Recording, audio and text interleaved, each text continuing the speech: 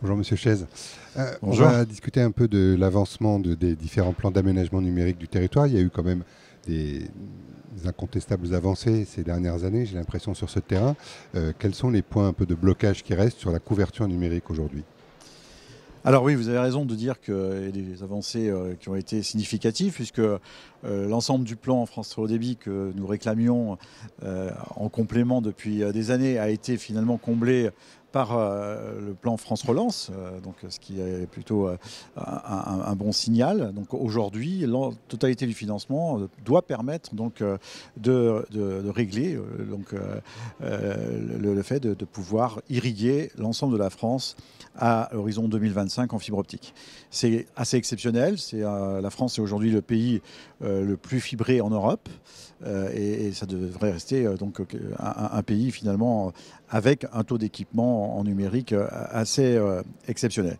Alors bien sûr que tout n'est pas aussi idyllique qu'on voudrait le dire ou le penser.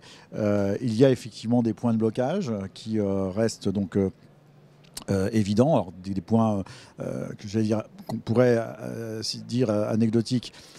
Pour certains départements qui sont plus en retard, et je pense notamment à Mayotte. Oui, on a encore une réunion ce soir au ministère pour parler de Mayotte, qui est donc un de nos départements particuliers, qui sera le dernier département français à se lancer dans la desserte en très haut débit. Mais on a aussi des difficultés opérationnelles sur la desserte en fibre optique, liées par exemple à l'utilisation des appuis du réseau électrique.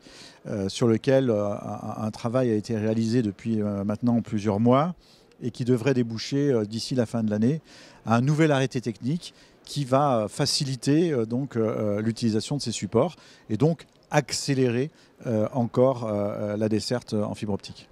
L'idée étant plutôt que de monter des pylônes, de mutualiser un peu plus les installations existantes? Tout à fait. L'idée est d'utiliser les poteaux électriques pour pouvoir poser de la fibre optique, ce qui a En aérien, donc. en aérien. Mais les territoires ruraux ont encore beaucoup de réseaux aériens en électricité. Et en fait, les réseaux de fibre optique suivent assez donc fidèlement les réseaux électriques. Aujourd'hui, donc les conditions de calcul qui avaient été imaginées et mises en œuvre faisait qu'il fallait pratiquement remplacer un poteau sur deux, j'exagère un peu le trait, alors même que le câble fibre est vraiment un câble qui a des caractéristiques techniques très légères, qui n'ont pas beaucoup de contraintes mécaniques.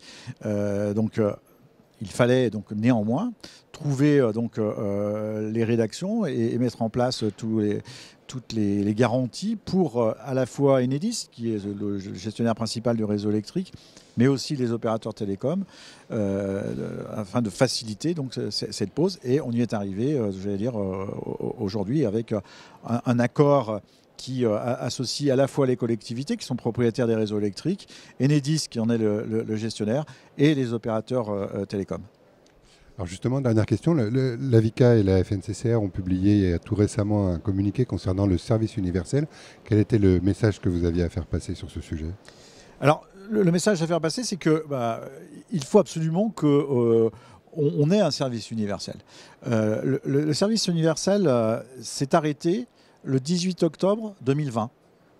Donc aujourd'hui, sur le territoire national, finalement, un particulier qui solliciterait le raccordement à un réseau de communication d'une façon juridique pourrait se voir donc rejeté en disant bah non, pas de service universel, on n'est pas obligé de vous raccorder. Alors que jusqu'au 18 octobre 2020, il y avait une obligation de raccordement.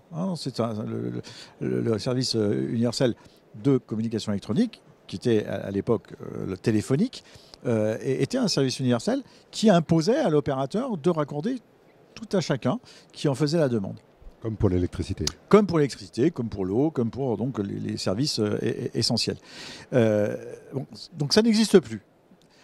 Orange, là aussi, bien sûr, qui est quand même qui a un actionnaire important, qui est l'État, a donc joué le jeu et a dit on va continuer à le faire dans les conditions qui sont déterminées, mais en l'occurrence sans base réglementaire ou juridique.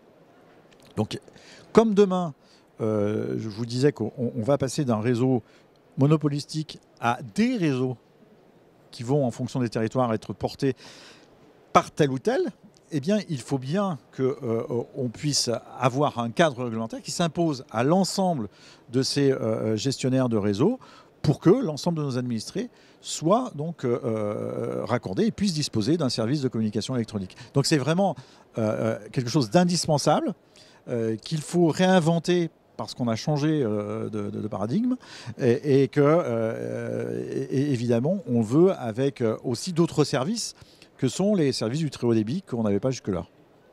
Je vous remercie beaucoup. Merci. Merci à vous.